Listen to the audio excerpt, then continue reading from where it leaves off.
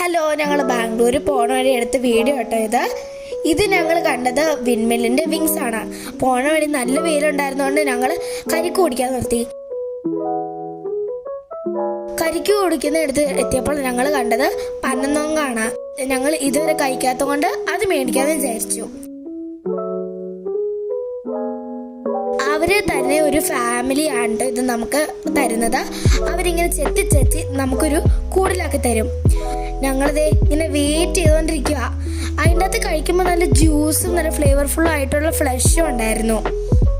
ഞങ്ങൾ മേടിച്ചിട്ട് ഇത് കഴിച്ചു നോക്കിയപ്പോൾ നല്ല രുചിയുണ്ടായിരുന്നു.